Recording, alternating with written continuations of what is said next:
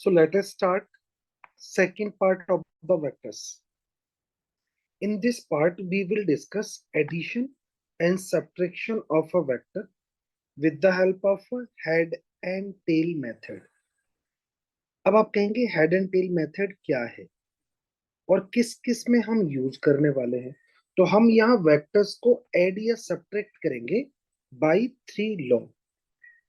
First law है triangular law, second one is a parallelogram law, third one is a polygons law. अब triangular law कहाँ use होता है उसको समझते हैं।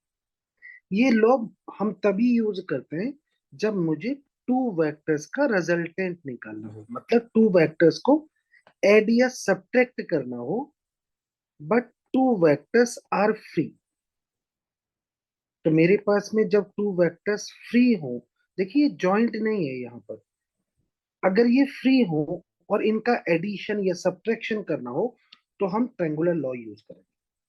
अगर मेरे पास ये टू वेक्टर्स जॉइंट वेक्टर हो, किसी पर्टिकुलर पॉइंट पर जॉइंट हो, तो हम वहां पर पैरेललोग्राम लॉ यूज करते हैं फॉर एडिशन और सब्ट्रैक्शन।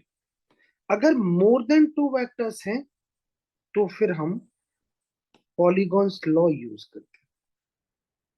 अगर आप फॉर्मूला देखें या उनका फाइनल रिजल्ट देखें और डेरिवेशन देखें ऑलमोस्ट, तो ट्रायंगुलर लॉ और पैरेललोग्राम लॉ के ऑलमोस्ट सेम है, सिर्फ डायग्राम में माइनर डिफरेंस है, माइनर।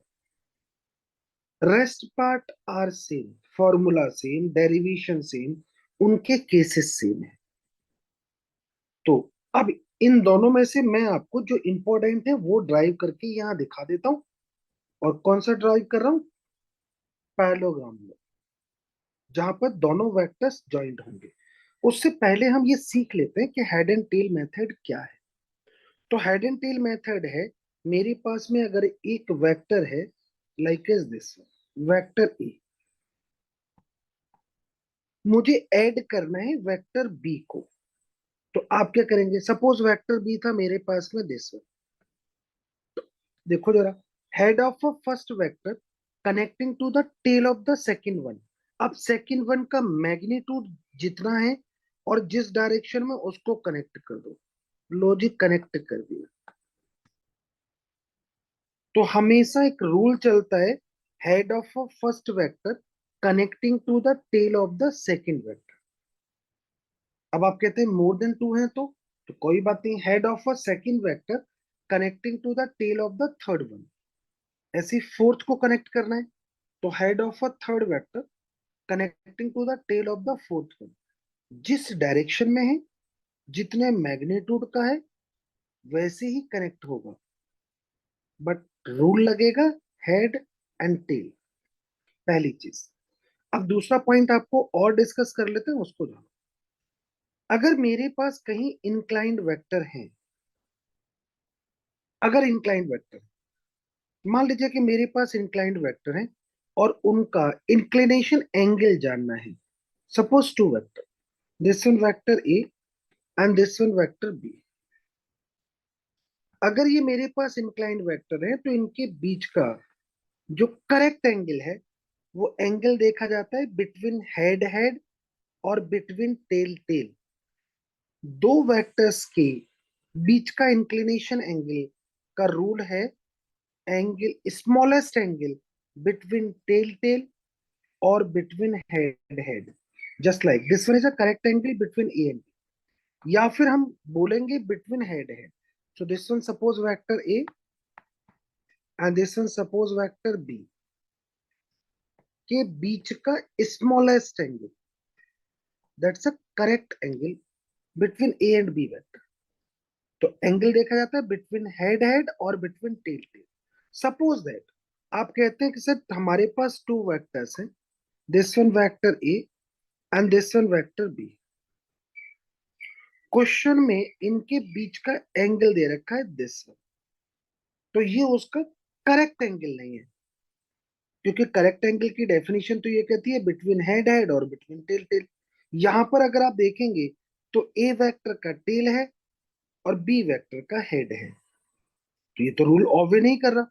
तो आप कहेंगे तो क्या करना है, तो करना ये है कि किसी एक वेक्टर का इमेजनरी वेक्टर ड्रॉ कर दो। तो मैं पहले ड्रॉ कर देता हूँ बी वेक्टर का इमेजनरी वेक्टर। बी वेक्टर का इमेजनरी ड्रॉ करेंगे तो सेम मैग्नीट्यूड का सेम डायरेक्शन में ड्रॉ करेंगे। देखिए बी वेक्टर का इमेजनरी वेक्टर ड्रॉ हो गया। अब देखिए बी वेक्टर का इमेजनरी वेक्टर का टेल, ए वेक्टर का टेल, दोनों देखिए मैच कर रहे हैं। आप कहेंगे अगर मैं देखूं इनके बीच का एंगल तो कितना आएगा, दिस वन 180 माइनस का theta, this one is a correct angle. अब आप कहते हैं नहीं सर हम तो जो है ना ए वेक्टर का अगर इमेजनरी ड्रॉ करते तो कोई बात नहीं, ए वेक्टर को लो और ए वेक्टर का इमेजनरी वेक्टर ड्रॉ करो। अब देखो ए वेक्टर का इमेजनरी वेक्टर और बी वेक्टर के हेड हेड दोनों मैच कर रहे हैं, इनके बीच का एंगल देख लो। तो अगर आप देखेंगे तो ये भी 180 माइनस का थीटा ही है, because this line makes 180 degree and this one straight line also makes 180। तो आप इजीली उन एंगल्स को निकाल सकते थे। डन। तो किसी का भी आप इमेजनरी वेक्टर ड्रॉ करके इजीली बता सकते हो कि क्या हो। अब क्या कहते हैं, अब हम आ जाते हैं सर इंपॉर्टेंट लॉ पर।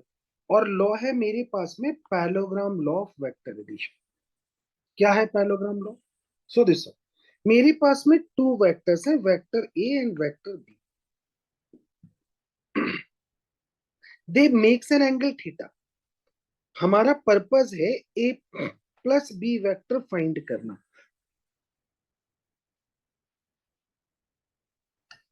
तो मेरा पर्पस है टू वेक्टर्स को ऐड करना, तो उनका रिजल्टेंट निकालना चाहते हैं।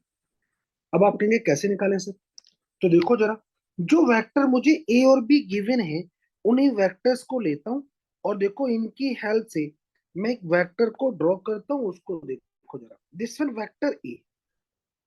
डन। वेक्टर ए को मार्क कर लेते हैं अभी। चलो अपने बेसिक्स पर चलते हैं।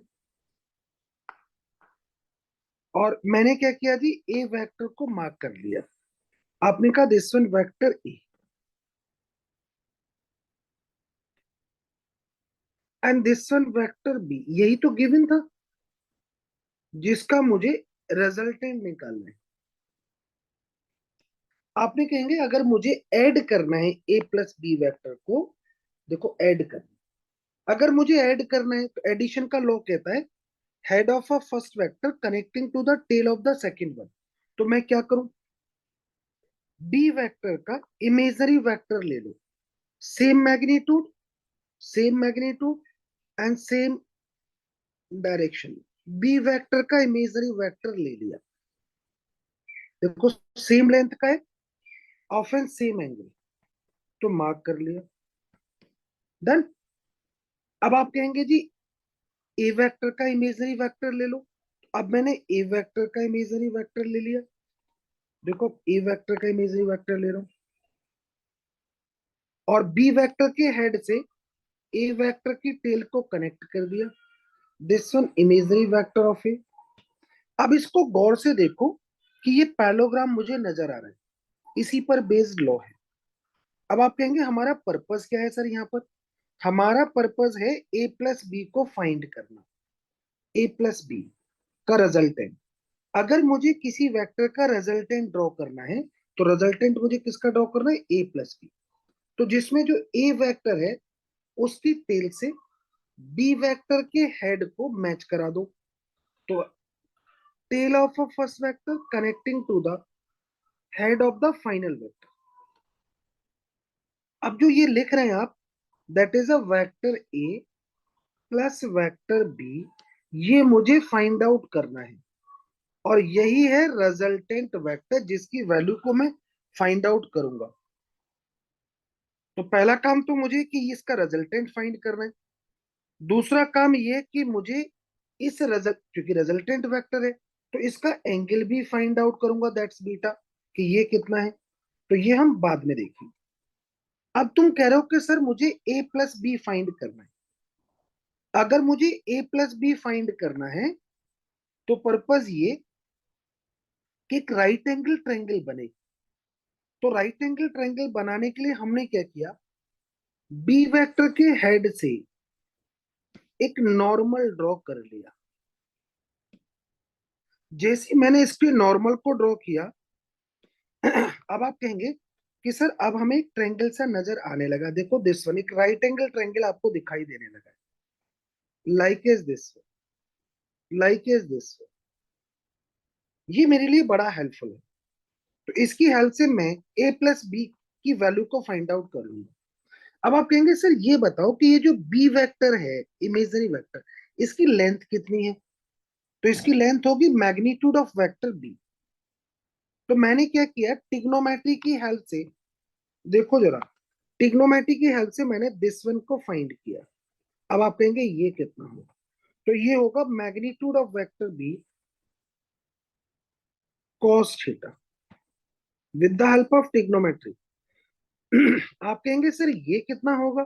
So this one magnitude of B then sine theta, this one also with the help of trigonometry. Done. अब आप कहेंगे कैसे होगा? तो पहले मैं नेमिंग कर लेता हूं और फिर आपको समझा देते हैं कि कैसे होगा। तो मैं यहाँ पर वैल्यू को राइट कर देता हूँ, this one A, then B, then C, then D, then E. Done. अब आप कहेंगे सर वैल्यू को मार्क करके अब हम देखना चाहते हैं कि ये वैल्यू आई कितनी। तो मैं यहाँ पर मार्क कर लेता हूँ नाउ, और एक ट्रायंगल लेता हूँ, उस ट्रायंगल में देखते हैं जी now. In triangle B C D, देखो मैं वैल्यू को फाइंड कर रहा हूँ, cos theta, cos theta equals to, cos क्या होता है जी, base upon hypotenuse. So this one B D. अब बीसी कितना है अगर आप यहां देखें, तो बीसी की वैल्यू मुझे समझ में आ गई कि बीसी जो मिलेगा वो मिलेगा आपको, बीसी मुझे निकालना है। अगर आप यहां देखेंगे BD, so this one is the magnitude of B. तो बीसी की वैल्यू अगर आप देखेंगे तो मुझे बीसी मिलेगा magnitude of B cos theta. देखो यही मैंने आपके साथ में पहले लिखा था, यही लिखा था ना। अब आप कहेंगे सर अब हमें निकालना है जी इसी ट्रायंगल से सी डी की वैल्यू। तो मैं यहां पर लिख सकता हूं sine theta, this one equals to sine है, this one equals to perpendicular, so C D upon hypotenuse, so B D. और आप यहां देखेंगे तो ये सी डी की वैल्यू मैं निकालना चाहता हूं, this one is a magnitude of B vector. तो आप यहां से सी डी की वैल्यू निकालते तो आपको सी डी की वैल्यू मिलेगी, that's magnitude of B and sine theta. पहले चेक करो आप इसे। इसी वैल्यू को मैंने राइट किया है आपके साथ। अब आप कहेंगे जी अगर मैंने इस वैल्यू को राइट कर लिया तो मेरा पर्पस है ए डी की वैल्यू फाइंड करना, ए और डी, जिसमें अगर आप देखेंगे तो एक आपको राइट एंगल ट्रायंगल भी नजर आ रहा है। फिर से आपको शो ऑफ करता हूँ कि राइट एंगल ट्रायंगल, देखो दिस वन, इस राइट एंगल ट्रायंगल में मैं एडी की वैल्यू निकालना चाहता हूं with the help of a parallelogram. तो चलो निकालते हैं जी। कैसे निकालेंगे? आप कहेंगे सर पैरेललोग्राम लगाते हैं और वैल्यू को राइट करता हूं। तो मैं लिख लेता हूं in triangle A C and D. A C D में मैं पाइथागोरस थ्योरम लगाता हूं। तो आप कहेंगे जी ए डी का स्क्वायर इक्वल होगा A C square plus C D square. Done. अब इनकी वैल्यू को राइट कर लेते हैं। मैंने यहां पर अज्यूम कर लिया जो ए डी है that is R, C D को मार्क करता हूं, so this one magnitude of A plus magnitude of B cos theta का whole square plus this one magnitude of B sine theta का whole square. Check करो। अब आप कहेंगे sir इसको स्क्वायर को ओपन कर लो, so this one R square that's equals to this one A square, this one B square cos square theta plus का 2ab कॉस थीटा प्लस का B square sine square theta. Done. अब यहां पर मुझे देखूं तो मेरे पास बी स्क्वायर टू टर्म्स में मिलता है, तो इसको थोड़ा सा सॉल्व कर लेते हैं। और आप इसको सॉल्व करेंगे तो ए स्क्वायर आएगा प्लस का बी स्क्वायर, यहाँ राइट कर लेता हूँ कॉस स्क्वायर थीटा प्लस का साइन स्क्वायर थीटा प्लस में 2ab कॉस थीटा। अगर आप यहां देखें तो cos square theta plus sine square theta की वैल्यू 1 होगी। इस वैल्यू को अगर आप लगाएंगे तो आपको टर्म मिलेगा R square equals to A square plus B square plus का 2ab कॉस थीटा। डन। अगर मैं यहां से आर लिखूं कि आर क्या होगा, तो आप कहेंगे जी आर की वैल्यू होगी आर इक्वल्स टू मिलेगा रूट में A square plus B square plus का 2ab कॉस थीटा। ये मुझे फॉर्मूला मिल गया। ये है रिजल्टेंट। किस चीज का रिजल्टेंट है? Magnitude of A plus B. अगर मुझे ए प्लस बी निकालना है जिनके बीच का एंगल थीटा है, तो उसका रिजल्टेंट मुझे मिल चुका है। ये रिलेशन आपको अच्छे से लर्न रखना है, और मैं इसको 3 स्टार देता हूं। ये होल साइंस में यूज होगा। अब आप क्या कहते हैं? अब क्योंकि रिजल्टेंट वेक्टर हमने आर निकाल लिया, अब वो कितना एंगल बनाता है ये देखना चाहते हैं। तो अजूम कर लेते हैं कि एंगल बनाता है suppose beta, this one is a beta. अब आप कहेंगे जी कितना होगा डायरेक्शन इसका, तो मार्क कर लेते हैं। पहले मैं इसको लैंग्वेज में लिख देता हूं, magnitude of a resultant vector A and B. अब आप कहेंगे जी डायरेक्शन बताओ तो अब यहां पे मार्क कर लेते हैं sir direction. Direction of vector are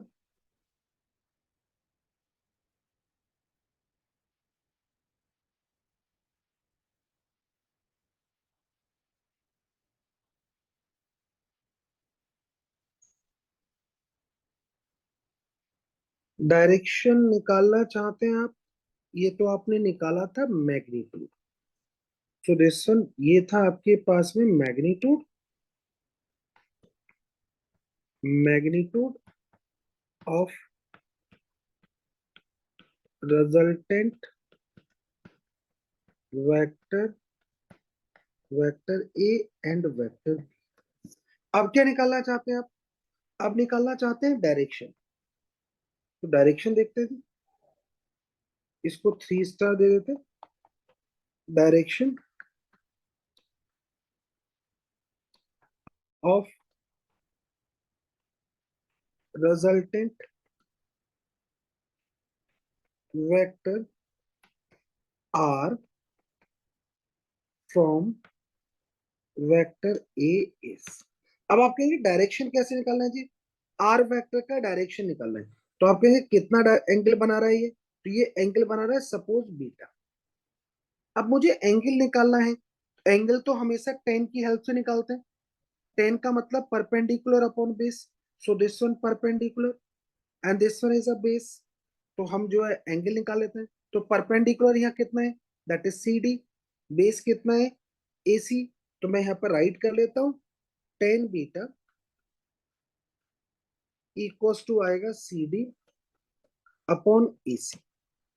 अब आप कहेंगे जी सी डी कितना होगा, तो अगर मैं डायग्राम में देखूं तो वहां मिलता था मुझे magnitude of B sine theta over A C कितना था, magnitude of A magnitude of B cos theta. आप सिंपली चाहो तो इसको ऐसे भी लिख सकते हो, B sine theta over A plus B cos theta.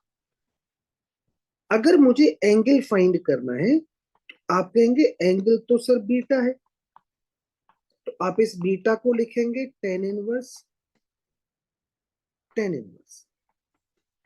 Bracket में B sine theta over A plus B cos theta. लो जी एंगल निकल गया, इतना एंगल बना। बट आपको लर्न रखना है कि जब भी किसी वेक्टर का एंगल निकालना है तो टेन की हेल्प से निकालना है। टेन मतलब perpendicular upon this. Done.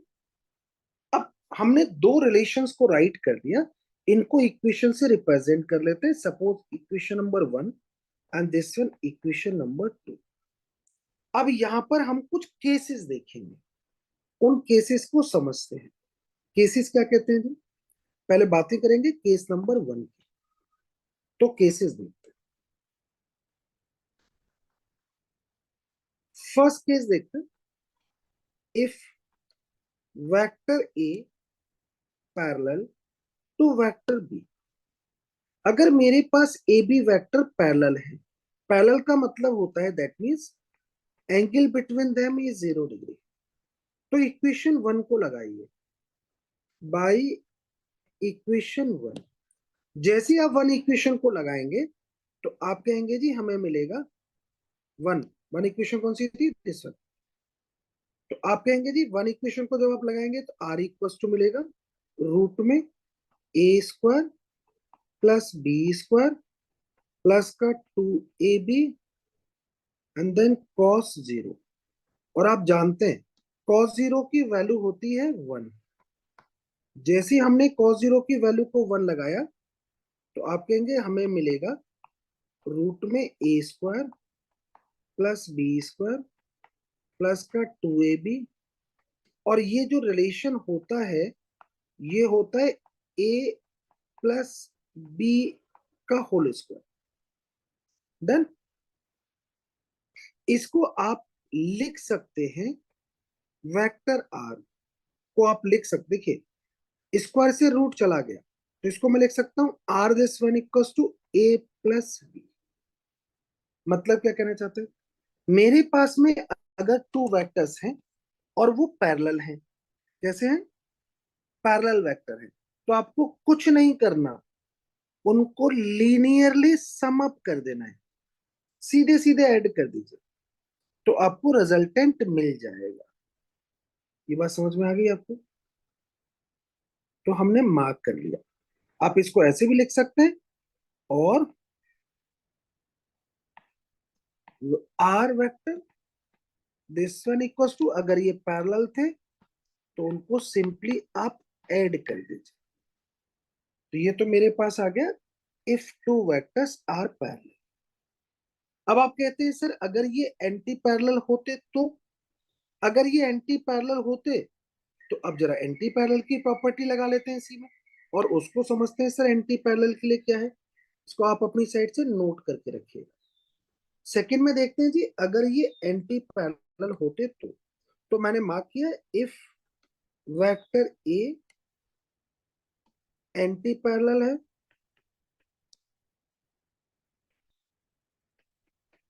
Anti parallel to vector B. Anti parallel का मतलब क्या होता है जी, angle between them is 180।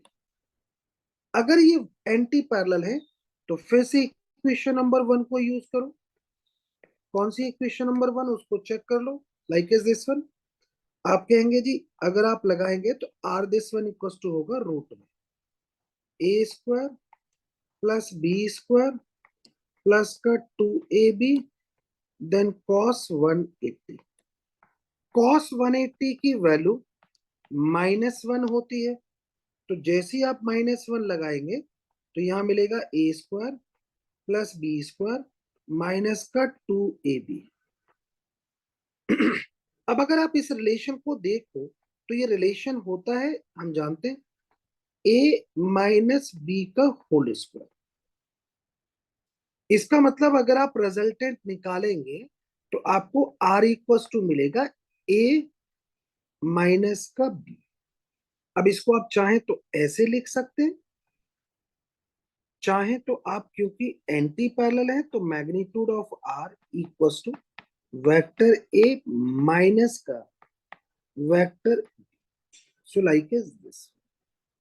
Then क्योंकि एंटी पैरेलल, तो हमने टू केसेस को डिस्कस कर लिया। अब दिखाता हूं आपको थर्ड केस को, उसको समझेंगे। आप कहेंगे सर थर्ड केस क्या होगा? थर्ड केस में एक अनदर पॉसिबिलिटी होती है, उसको समझते हैं। थर्ड केस में बातें करते हैं sir, case number third. If vector A is perpendicular to vector B, अगर वेक्टर ए परपेंडिकुलर है टू वेक्टर बी के, तो उनके बीच का एंगल होगा 90। तो इक्वेशन नंबर 1 को ले लीजिए। मैंने इक्वेशन 1 को ले लिया। इक्वेशन 1 लाइक इज दिस में रिजल्टेंट की इक्वेशन, ये आपको अच्छे से लर्न रहनी चाहिए। आप कहेंगे आर इक्वल्स टू लगाइए सर, क्या थी equation? a² plus b² plus का 2ab देन cos 90। जैसे आपने कहा cos 90 तो हमें समझ में आ गया cos 90 कितना होता है। तो cos 90 होता है 0। तो आप कहेंगे रिजल्टेंट कितना आएगा? रिजल्टेंट आएगा जी a² प्लस b²। देखिए रिजल्टेंट आ चुका है। तो ये हमने रिजल्टेंट की वैल्यू को राइट कर दिया। अब यहाँ पर एंगल भी देख लेते हैं। अगर आप एंगल देखें तो अब यूज करते हैं बाई इक्वेशन 2। सेकेंड इक्वेशन कौन सी है? This one. यहां से बीटा निकालते हैं। तो बीटा इक्वल्स टू कितना आएगा? Tan inverse. आप कहेंगे G B sign 90 over A plus B cos 90। आप कहेंगे जी साइन 90 कितना होता है? तो दैट इज 1, तो सो बी आ गया। कॉस 90 कितना होता है? दैट इज 0, तो वैल्यू आ गई बी बाई ए। लो जी, इतना एंगल बनेगा if they are perpendicular. Done. तो ये हमने केसेस को डिस्कस कर लिया। अब कुछ इंपॉर्टेंट पॉइंट आपको बताता हूं, उनको समझो, ये बड़े इंपॉर्टेंट है। मान लो कि मेरे पास में टू वेक्टर्स हैं और उनके बीच का इंक्लिनेशन एंगल गिवन नहीं है, एंगल का आइडिया नहीं है, और आप जानना चाहते हैं कि उस वेक्टर की रेंज कितनी होगी, कहां से कहां तक हो सकता है। तो रेंज ऑफ अ वेक्टर अगर आप देखना चाहें, यहां पर मैंने लिखा है range of a resultant vector. अगर मैं range of a resultant vector निकालूं तो आप कहेंगे कहां से कहां तक लाई करेगी। तो मैंने यहां पर राइट किया, किसी भी वेक्टर की जो रेंज होती है वो लाई करती है, देखो दिस वन, टू वेक्टर का डिफरेंस निकाल लीजिए, उनका मैग्नीट्यूड। तो ए माइनस बी के मैग्नीट्यूड से उसका रिजल्टेंट लार्जर होगा और इक्वल होगा, up to A plus B vector का मैग्नीट्यूड ले लीजिए, उससे लेस होगा और इक्वल होगा। तो रिजल्टेंट वेक्टर का अगर आप रेंज देखेंगे तो रिजल्टेंट वेक्टर की रेंज लाई करती है ए माइनस बी के मैग्नीट्यूड के इक्वल या उससे ग्रेटर, और ए प्लस बी वेक्टर के मैग्नीट्यूड से लेस और इक्वल। ये बहुत ज्यादा इंपॉर्टेंट है, मैंने इसको 5 स्टार दे रखे। एक और पॉइंट आपको दिखाता हूं, उसको समझो। अगर मेरे पास A plus B, A and B vector है and they are a perpendicular vector, A and B vector है और वो परपेंडिकुलर वेक्टर है, तो उनका एडिशन का मैग्नीट्यूड और उनके सब्ट्रैक्शन का मैग्नीट्यूड इक्वल होता है। ये आपको लर्न रखना है और जनरली हमें क्वेश्चंस में यूज होता हुआ दिखाई देता है। आप इसको प्रूव भी कर सकते हैं, डायग्रामेटिकली आप इसको समझ भी सकते हैं। तो हमें समझ में आ गया, अगर कोई भी टू वेक्टर्स परपेंडिकुलर हैं तो उनका एडिशन का मैग्नीट्यूड एंड उनके सब्ट्रैक्शन का मैग्नीट्यूड इक्वल होगा, because this one is a diagonal. तो एक रेक्टेंगल बनेगा, यहां भी एक रेक्टेंगल बनेगा, तो उसका डायगोनल सेम ही आएगा। अब एक एग्जांपल के फॉर्मेट में वो पॉइंट दिखाता हूं जो होल फिजिक्स में हम कॉमनली यूज करते हैं, उसको समझो। मेरे पास में टू इक्वल वेक्टर्स हैं, जिनको आप ए और बी बोल रहे थे, वो इक्वल वेक्टर है। उनको मैंने नाम दे दिया F1 F2 equals to F0। कोई भी वेक्टर हो सकते हैं ये, वेलोसिटी हो सकती है, डिस्प्लेसमेंट हो सकता है, एक्सेलरेशन हो सकता है, फोर्स हो सकता है, कोई भी वेक्टर क्वांटिटी। अभी मैंने यहाँ पर फोर्स रिप्रेजेंट किया है। अगर मेरे पास टू इक्वल वेक्टर्स 60 डिग्री पर इंक्लाइंड हो तो इनका जो रिजल्टेंट होगा उसको दिखाता हूं। आप एक पैरेललोग्राम ड्रॉ कर लो। तो जब आप पैरेललोग्राम ड्रॉ करेंगे तो देखो दिस, इसका जो रिजल्टेंट आने वाला है लाइक इज दिस वन। ये रिजल्टेंट √3 टाइम्स होगा ऑफ एनी वन। ये जो रिजल्टेंट फोर्स कहो, रिजल्टेंट कहो, ये √3 टाइम्स होगा ऑफ एनी वन। फिर से रिपीट कर रहा हूं, अगर मेरे पास में टू वेक्टर्स 60 डिग्री पर इंक्लाइंड हैं तो उनका रिजल्टेंट √3 टाइम्स होता है of any one and bisect करता है। ये बाइसेक्ट तो आप समझ ही गए होंगे कि उसका रिजल्टेंट मिडिल से जाएगा, लर्न रखना। अब फिर से समझते, अगर मेरे पास टू इक्वल वेक्टर्स परपेंडिकुलर हो, कैसे हो, तो पहले तो इनका रिजल्टेंट ड्रॉ करो। आप कहेंगे पैरेललोग्राम बनाओ सर, तो मैंने एक पैरेलल लाइंस ड्रॉ कर ली, देखो पैरेललोग्राम बन गया। इसका अगर आप रिजल्टेंट देखेंगे तो ये रिजल्टेंट √2 टाइम्स होगा ऑफ एनी वन। जो रिजल्टेंट है वो √2 टाइम्स आ रहा है ऑफ एनी वन, और बाइसेक्ट भी करेगा, ये लर्न रखना। अब थर्ड पर आता हूं, अगर मेरे पास टू इक्वल वेक्टर 120 पर इंक्लाइंड हो, कितने पर, 120 डिग्री पर, टू इक्वल वेक्टर, तो पहले पैरेललोग्राम बना लो।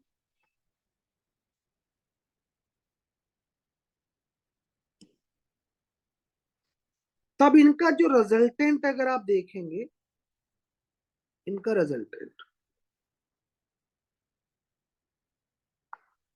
तो एक रिजल्टेंट आपको ड्रॉ करके दिखाता हूं दिस वन।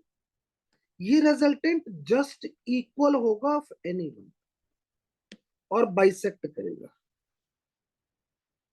जस्ट इक्वल होगा और बाइसेक्ट भी करेगा, तो मार्क कर लिया, डन। तो हमने पैरेललोग्राम की कंडीशंस को समझ लिया। ये जो कॉन्सेप्ट हमने अभी आपके साथ डिस्कस किया है, ये न्यूमेरिकल्स में डायरेक्टली यूज होगा। डिस्कस करते हैं आपके साथ में rectangular component of a vector in a plane. तो मैंने एक प्लेन सेलेक्ट कर लिया, एक्स बाई प्लेन। इस एक्स बाई प्लेन में एक हमने वेक्टर सेलेक्ट कर लिया, this one is a vector A, done. अब इस वेक्टर को समझना चाहते हैं कि इस वेक्टर का impact on X axis is how much. अगर मुझे इस वेक्टर का इंपैक्ट ऑन एक्स एक्सिस देखना है तो आपको कुछ नहीं करना है, इधर से लाइट डालो और देखो कि इस वेक्टर की शैडो ऑन एक्स एक्सिस किस रेंज में जाती है, दैट इज डिफाइन इंपैक्ट।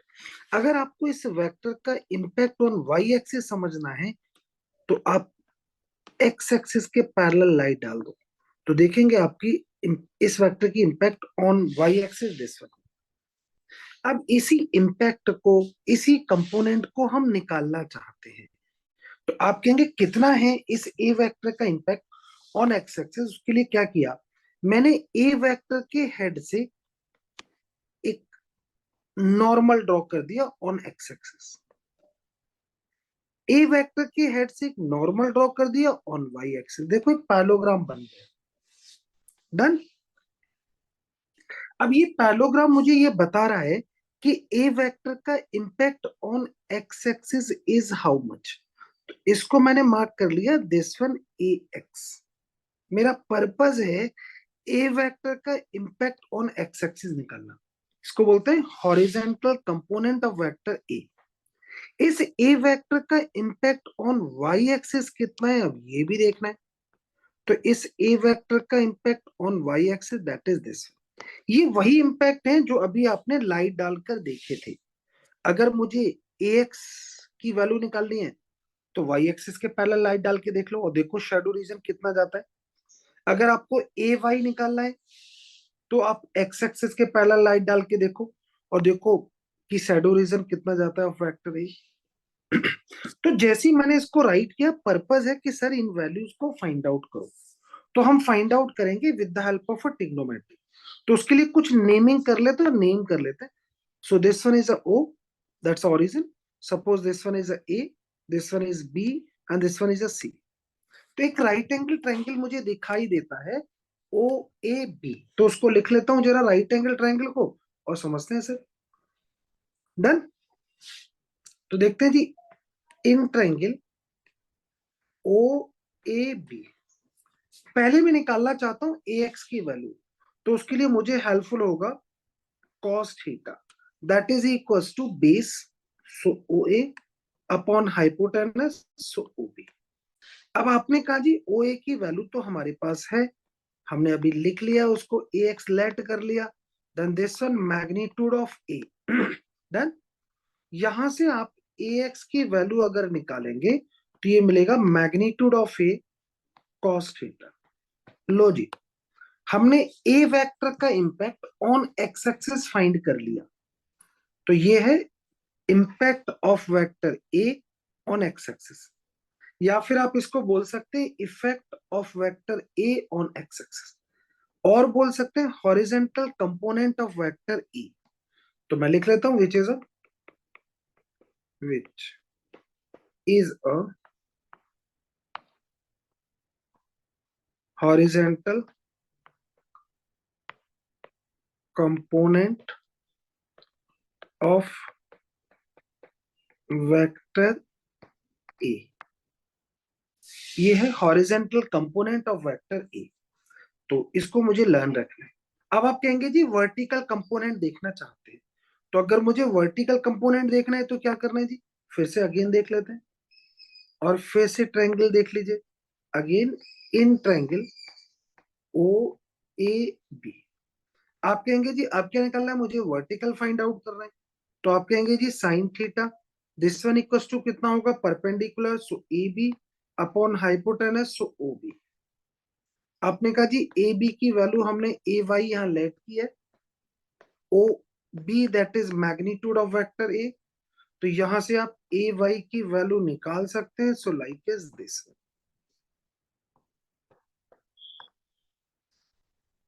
आपने कहा इसको इक्वेशन नंबर 2 दे देते हैं। ये क्या है, ये है impact of vector A on Y axis, या फिर आप कह सकते हैं effect of vector A on Y axis, या फिर इसको बोलते हैं वर्टिकल कंपोनेंट। तो आप इसको लिख सकते हैं विच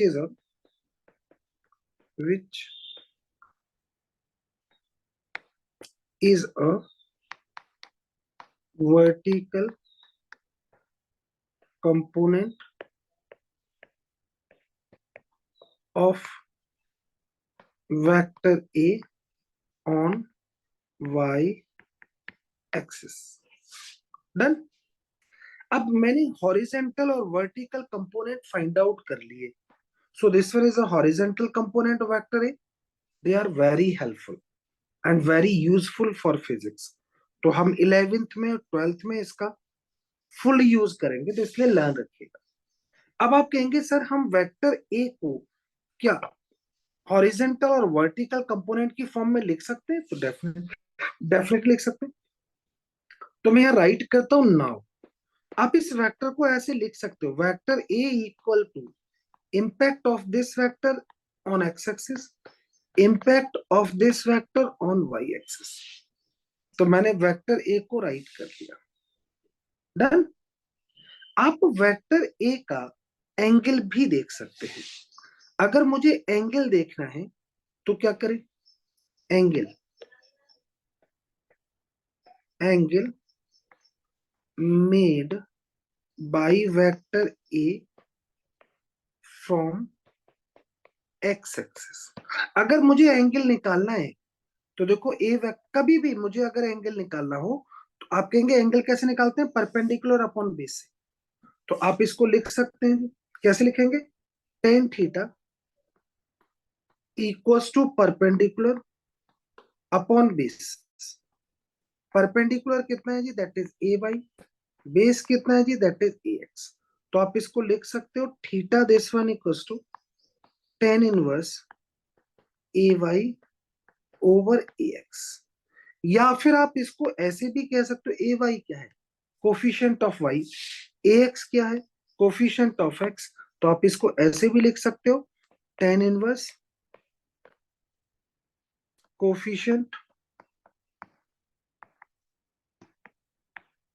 ऑफ जे कैप।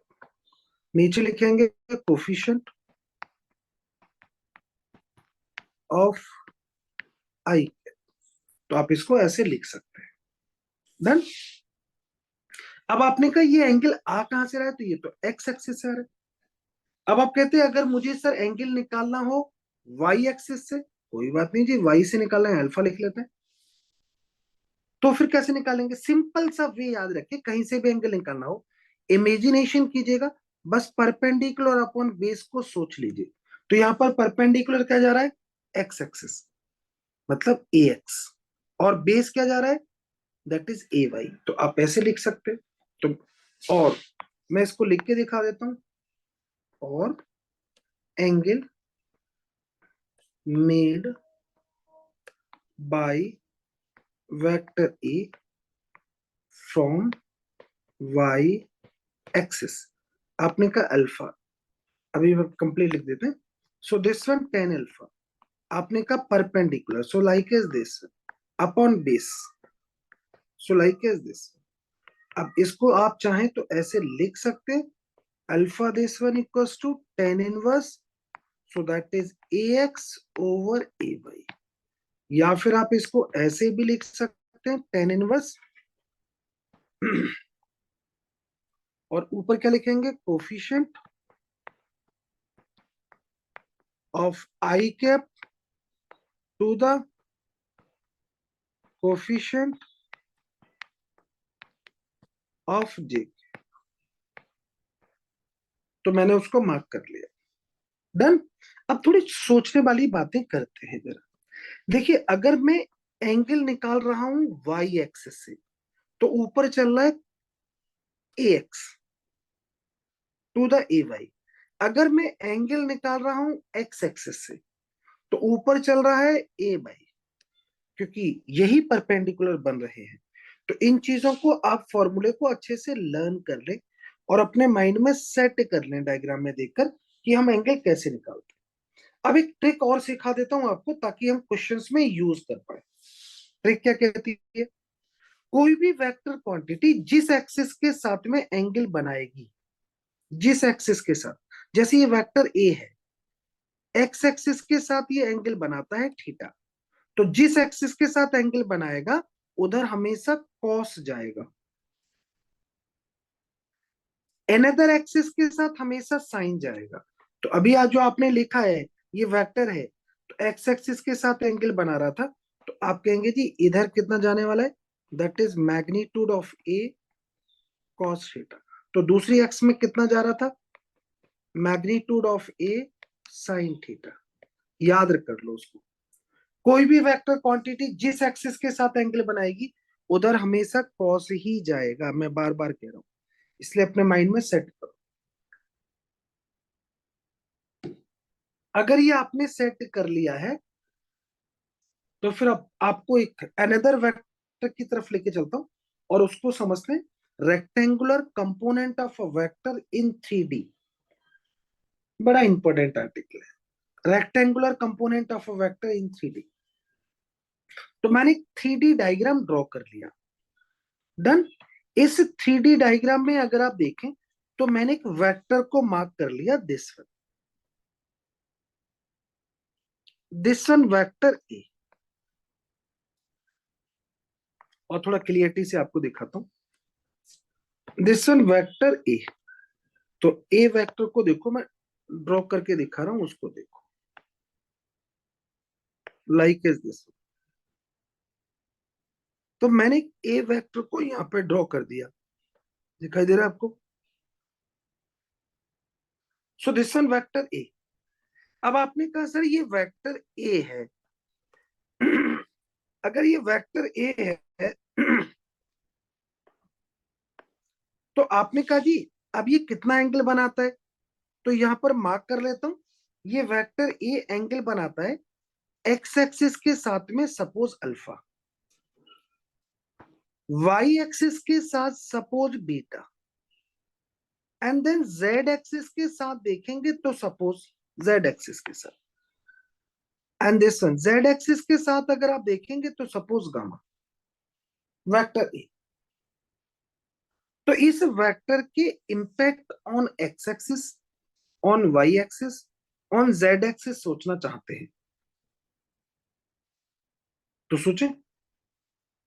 अभी आपने कहा वेक्टर ए है in 3D of an angle alpha beta और gamma with X axis Y axis Z axis, तो आप सिंपली बोल सकते हैं, क्या बोल सकते हैं,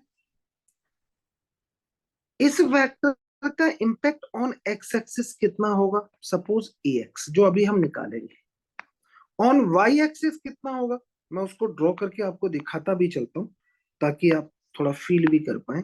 तो इस वेक्टर का impact on X axis that's this one, इस वेक्टर का impact on Y axis that's this one, इस वेक्टर का impact on Z axis that's this one. तो इसको नेमिंग कर लेते हैं A Y, then this one is A Z. अब आप ये बता चुके हैं कि कोई भी वेक्टर क्वांटिटी जिस एक्सिस के साथ एंगल बनाती है उधर कॉस जाता है, तो मैं इसको लिख सकता हूं, ए एक्स की जो वैल्यू आएगी वो होगा magnitude of A cos alpha. A Y कितना होगा, तो आप कहेंगे ए वाई होगा magnitude of A cos beta. A Z कितना होगा, तो आप कहेंगे magnitude of vector A cos gamma. पहले तो हमने ये समझ लिया। अब इसकी अनदर इंपॉर्टेंस ही दिखाता हूं, जरा उसको समझो क्या कहना चाहता हूं। अगर मुझे कभी एंगल निकालना हो, निकालेंगे, क्वेश्चन मेरे से पूछेगा, तो अगर क्वेश्चन मेरे से कहे जी एंगल बताओ, तो कोई बात नहीं, आप यहां से किसी का भी एंगल निकाल सकते हो। कॉस अल्फा कितना आएगा, तो आप कहेंगे A X by magnitude of A. Done. आप यहां से अल्फा निकाल सकते हो, आप इसको लिख सकते हो cos inverse, that is A X upon magnitude of A. इस आर्टिकल का यूज मोस्टली न्यूमेरिकल्स में ही होता है, और अच्छी क्वालिटी के न्यूमेरिकल्स। अब आप कहेंगे सेम एज, सर हम कॉस बीटा भी निकाल सकते हैं, डेफिनेटली आप कॉस बीटा निकाल सकते हैं। तो आप कॉस बीटा अगर निकालेंगे तो सोचो जरा कॉस बीटा कितना आएगा, that is A Y over magnitude of A. Done. या फिर यहां से लिख सकते हो आप beta this one equals to, beta this one equals to cos inverse A by over magnitude of A. In the same way आप gamma भी लिख सकते हो। गामा कितना होता है जी, that is cos inverse A Z by magnitude of vector A. लो जी मैंने 3 फॉर्मूले आपके सामने निकाल दिए, उनको समझ लेते हैं, ये आपको लर्न रखना है।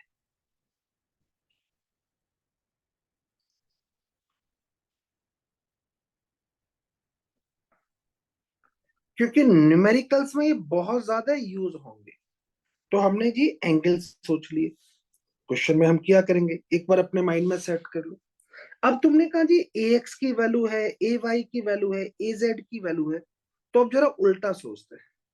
उल्टा क्या सोच लेते हैं, मैं इसको ऐसे लिख सकता हूं नाउ, वेक्टर ए को आप लिख सकते हैं A X I cap, A Y J cap, A Z K cap लिख सकते हैं क्या? लिख सकते हैं। तो A X A Y A Z अगर मैं निकाल चुका हूं तो मैं इसका मैग्नीट्यूड निकालना चाहता हूं। तो आप कहेंगे सर इसका मैग्नीट्यूड निकालना है तो कोफिशिएंट ऑफ आई कैप का square, coefficient of J cap का square, coefficient of K cap का स्क्वायर लिख दो। बोथ साइड एक रिलेशन देना चाहता हूं आपको इसको निकाल के। अब आप कहेंगे क्या करें सर? बोथ साइड में स्क्वायर कर लो। जैसे ही मैं इसको स्क्वायर करूंगा तो आप कहोगे दिस वन। अभी तुमने मुझे ए एक्स ए वाई की वैल्यू बताई है तो उसको मैं यहां पर यूज कर लेता हूं। तुमने क्या कहा था जी? ए कॉस अल्फा, तो मैं लिख सकता हूं this one A cos beta, उसको मैंने स्क्वायर कर दिया।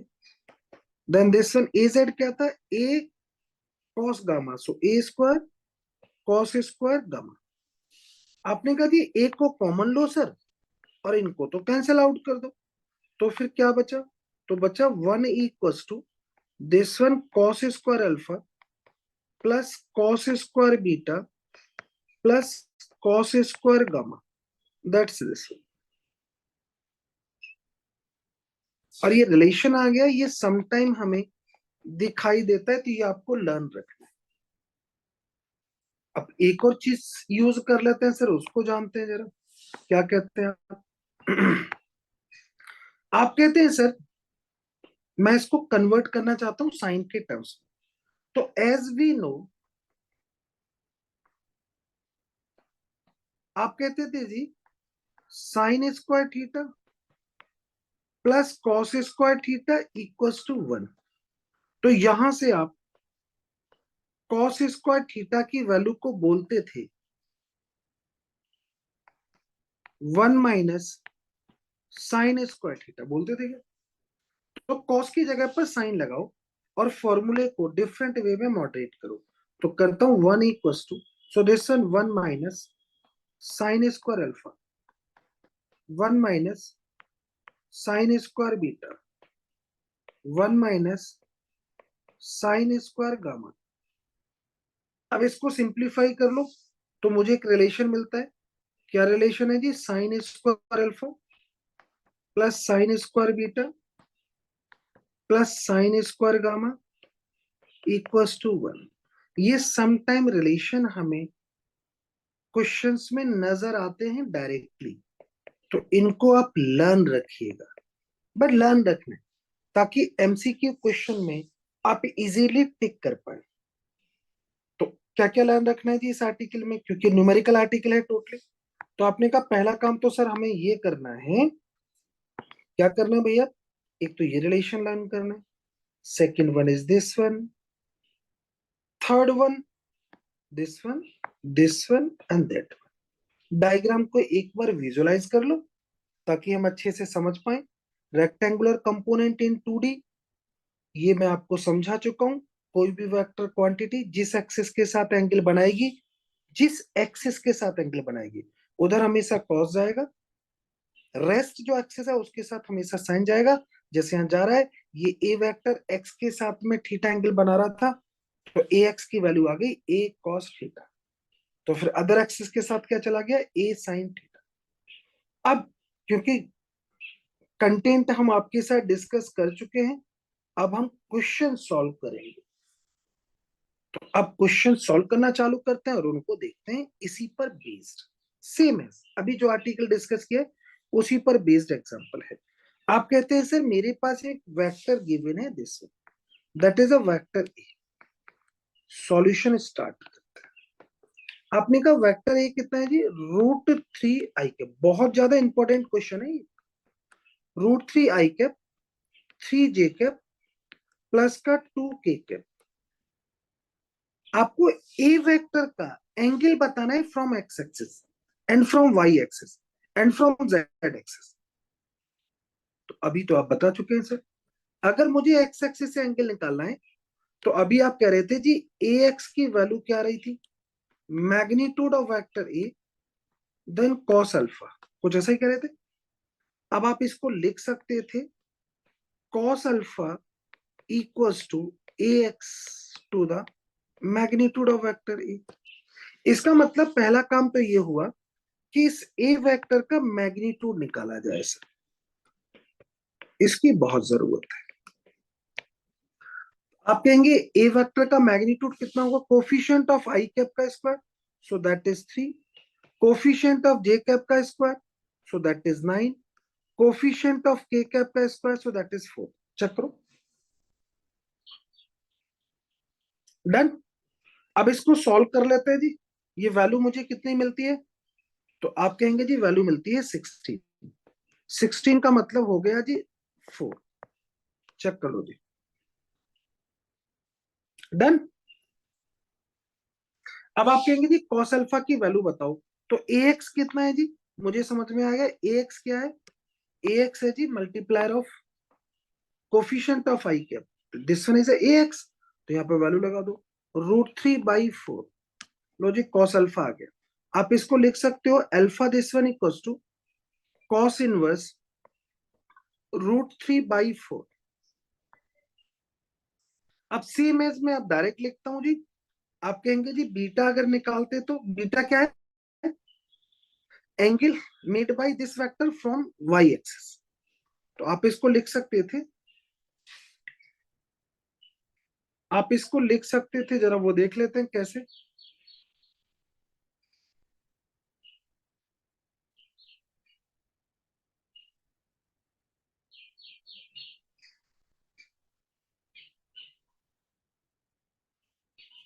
यहां पर अभी फटाफट मैं रीराइट कर देता हूं। तो आपने कहा जी कॉस अल्फा,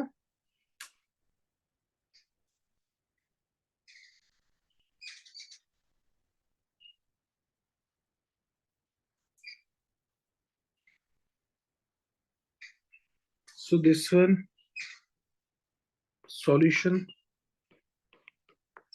आपने कहा जी अभी तो हम वैल्यू राइट ही कर रहे थे, सो this one A x that is A cos alpha. आपने कहा जी कॉस अल्फा कितना होगा, सो that is A X by magnitude of A x आपने बता दिया, coefficient of I cap that is √3 by magnitude निकाल चुके हैं, तो आप यहां से लिख सकते हैं that is alpha this one equals to cos inverse √3/4। ये क्या है, angle made by vector A from X axis. लो जी ए वेक्टर का एंगल फ्रॉम एक्स एक्सिस आ चुका है। अब आप कहते हैं जी नाउ अगर मुझे कॉस बीटा लिखना है, आप उसको लिख सकते हो ए Y upon magnitude of A.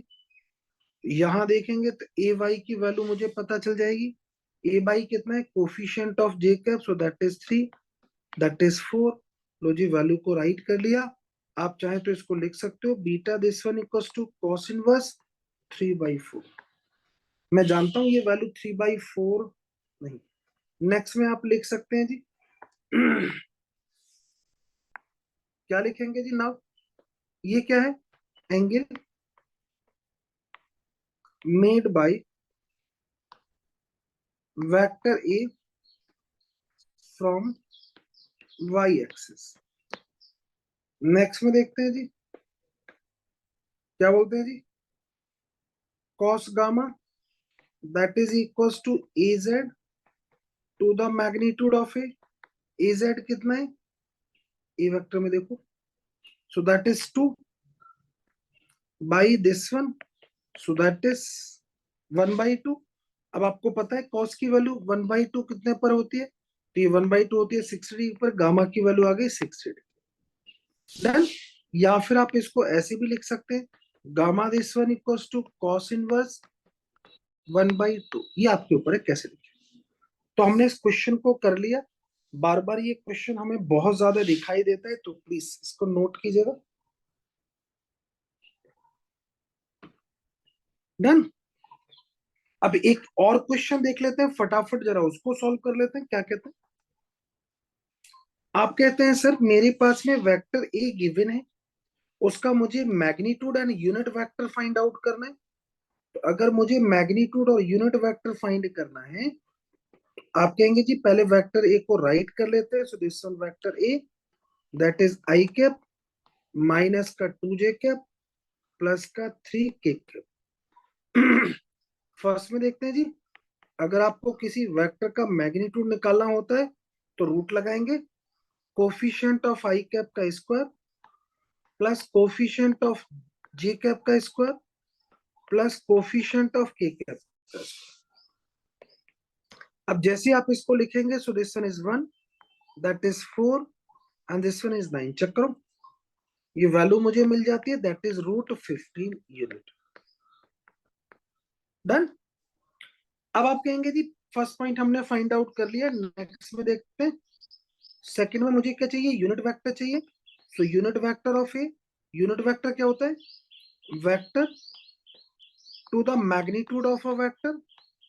Vector A आपके पास है, that is I cap minus का 2j कैप प्लस का 3k कैप। यहां पर देखेंगे मैग्नीट्यूड से डिवाइड कर दीजिए और इसको थोड़ा सा बेटर वे में अरेंज कर लीजिए ताकि सुंदर लगे। सो this one I cap minus का 2j कैप प्लस का 3k कैप। लो जी यूनिट वेक्टर आ गया। डन। नेक्स्ट में आते हैं और एक अनदर क्वेश्चन को सॉल्व कर लेते हैं जी। क्वेश्चन हमसे क्या कहता है, क्वेश्चन कहता है हमारे पास में टू वेक्टर्स गिवन है, vector A and vector B. हमें क्या फाइंड करना है, A plus B, magnitude of A plus B and unit vector of A plus B. तो मैं फटाफट सॉल्व कर देता हूं। अगर मेरे पास टू वेक्टर्स गिवन है और मुझे फाइंड करना है ए प्लस बी वेक्टर, तो ए और बी वेक्टर जो गिवन है उनको राइट कर लो। So this one 3i cap plus का 5j cap, that's a A vector, plus का 4k कैप। अब बी वेक्टर को लिख लो। सो 2i कैप प्लस का 4j कैप प्लस का 3k कैप।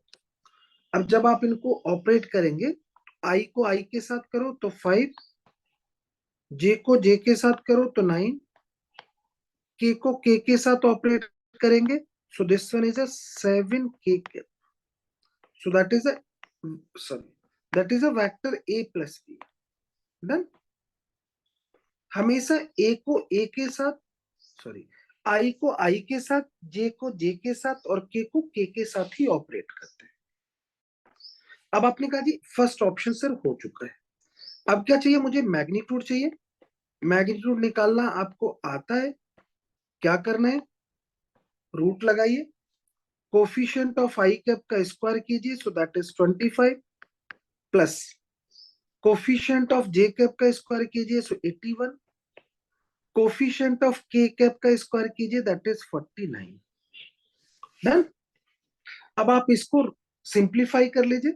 तो अगर आप इसको सिंप्लीफाई करेंगे तो इजीली आप मार्क कर सकते हैं। सो दैट इज 15 का 5, दैट इज 1। आप कहेंगे 12, 13, 14, देन 15। सो 155 इतना यूनिट मिलेगा। अब आप कहते हैं जी इसका यूनिट वेक्टर भी बता दीजिए। तो थर्ड में अगर मैं इसका यूनिट वेक्टर लिखूंगा तो आप लैंग्वेज में लिखेंगे, unit vector of vector A plus vector B is. तो आप कहेंगे ऊपर क्या करना है, उस वेक्टर को लिख लेना है, नीचे आपको उसके मैग्नीट्यूड से डिवाइड करना है। So this one vector A plus vector B के मैग्नीट्यूड से डिवाइड कर दिया। आपने कहा ए प्लस बी कितना रहा था उसको राइट कर लीजिए। सो this one is 5i cap plus का 9j कैप प्लस का 7k कैप, कैप जरूर लगाना है, divided by magnitude, so like is root में 155। कैसी क्वांटिटी होगी, ये यूनिटलेस होगी क्योंकि यूनिट वेक्टर की कोई अपनी यूनिट नहीं होती। डन।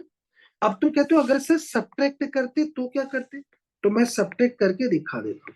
अगर वेक्टर ए माइनस का वेक्टर बी करना है तो कोई बात नहीं, जो वेक्टर ए और बी हैं उनको राइट कर दो। तो कितना था, 3i कैप प्लस का 5j cap plus 4k cap. अब माइनस करेंगे, ब्रैकेट में आप चाहे तो ब्रैकेट में कर ले, और यहाँ देखेंगे तो ये कितना आएगा, 2i कैप प्लस का 4j कैप प्लस का 3k कैप। डन। अब आई को आई के साथ ऑपरेट करेंगे, तो ये 3i कैप माइनस का 2j कैप है, तो आई कैप बचेगा। यहां देखेंगे तो प्लस का j कैप बचेगा, यहां देखेंगे तो प्लस का k कैप बचेगा। लो जी, वेक्टर ए माइनस का वेक्टर बी आप बता चुके हैं। डन। अब इसके फिफ्थ पॉइंट में मुझे अगर इसका मैग्नीट्यूड निकालना है, vector A minus vector B का, तो आप इसका मैग्नीट्यूड निकाल सकते हैं। कोफिशिएंट ऑफ आई का स्क्वायर प्लस कोफिशिएंट ऑफ जे का स्क्वायर प्लस कोफिशिएंट ऑफ के का स्क्वायर, तो ये वैल्यू कितनी मिलेगी, √3। डन। अब आप कहते हैं नहीं सर मुझे तो यूनिट वेक्टर भी निकालना है, तो आप इसका यूनिट वेक्टर लिख सकते हैं। Unit vector of vector A minus का वेक्टर बी कितना आएगा जी, ऊपर वेक्टर लिखेंगे, नीचे उसके मैग्नीट्यूड से डिवाइड कर दो। तो वेक्टर आप बता चुके हैं, i कैप प्लस का j कैप प्लस का k cap divided by that is √3। लो जी, वैल्यू आ चुकी है। डन। क्वेश्चन क्या कहता है जरा ये समझ लेते हैं। क्वेश्चन कहता है मेरे पास में एक वेक्टर है in diagram, this one X axis, this one Y axis. तो ए वेक्टर मुझे गिवन है, दिस वन 50 यूनिट मुझे लाई करता है of an angle 53 degree from the X axis. अब आप कहेंगे कि सर 53 डिग्री का हम तो वैल्यू नहीं जानते, तो कोई बात नहीं, मैं आपको एक अप्रोच बता देता हूँ, उसकी हेल्प से आप 53 डिग्री का निकाल सकते हैं। तो दो एंगल्स बहुत ज्यादा पॉपुलर है फिजिक्स में, एक 53 डिग्री और दूसरा 37 डिग्री। तो मैंने एक राइट एंगल ट्राइंगल फॉर्म कर लिया। अजूम कर लेता हूँ, suppose this one is 53 degree, this one 37, this one 53। किसी को कोई भी लिख लो, कोई इशू नहीं। अब आप कहेंगे जी एंगल्स को मार्क कर लेते हैं, तो आप कहेंगे जी स्मॉल एंगल की front side small, big angle की फ्रंट साइड बिग, और ये होता है 5। तो ये रिलेशन चलता है 3 4 5 में। आप इसको लर्न कर लो 3 4 5। अब आप इसकी हेल्प से 37 और 53 की वैल्यू आप इजीली फाइंड आउट कर सकते हैं। डन। मैं यहाँ पर यूज करके आपको दिखाऊंगा। आप कहोगे जी वेक्टर ए का कोई इंपैक्ट होगा क्या एक्स एक्सिस में, यस होगा। कितना होगा, दिस वन। तो कितना होगा, अब आप इसको मार्क करेंगे, आप कहेंगे इतना इंपैक्ट होगा। इसको बोलते हैं आप हॉरिजेंटल कंपोनेंट। कितना होगा ये, सो दिस वन 50 कॉस 53। अब इस राइट एंगल ट्राइंगल से कॉस 53 की वैल्यू निकाल लो। आप कहेंगे कॉस 53 होगा base upon hypotenuse, so this one is 3 unit. अब आप कहेंगे वाई एक्सिस पर इंपैक्ट कितना होगा, अब ये समझ लेते हैं। तो इसका इंपैक्ट ऑन वाई एक्सिस कितना होगा, so like is this one. अब आप कहेंगे वाई एक्सिस में इंपैक्ट जो होगा उसको आप लिखते थे A Y, and that is how much, so that is 50 sine 53। Check करो, आप कहेंगे इसकी वैल्यू लगाओ, तो 50 साइन 53 दैट इज 4/5। तो ये वैल्यू आ गई 4 unit. So this one is A Y, this one is a vertical component and this one is a horizontal component. दोनों आ गए। तो हमने दोनों की वैल्यू को फाइंड आउट कर लिया। डन। ये मैं आपको प्रीवियस क्लास में अच्छे से सिखा चुका हूं, तो आप इजीली जान गए होंगे। अब नेक्स्ट में आ जाते हैं जी एक अनदर क्वेश्चन पर, और यहां देख लेते हैं क्वेश्चन मेरा क्या कहते हैं। मेरे पास एक वेक्टर गिवन है दिस 5i कैप। तो क्वेश्चन को मैं मार्क कर लेता हूँ, सो दिस वन। आप कहेंगे जी क्वेश्चन को नोट कर लेते हैं, so like is this one. कितना होगा, आप कहेंगे जी क्वेश्चन है A vector this one equals to 5i cap plus का 4j कैप। डन। अब आप कहेंगे जी यहाँ पर देखें तो एक्स और वाई के कंपोनेंट कितने होंगे, तो आप इसको इजीली कंपेयर कर सकते हैं। वेक्टर ए को ए एक्स आई कैप लिखते थे और A Y J cap. So this one is a horizontal component, मतलब आई कैप का जो मल्टीप्लायर है ये हॉरिजेंटल कंपोनेंट बता रहे, जे कैप का जो मल्टीप्लायर है वो आपको वर्टिकल कंपोनेंट बता रहा है, तो आप इजीली यहाँ लिख सकते हैं आई का कोफिशिएंट कितना है, that is 5, so this one horizontal component.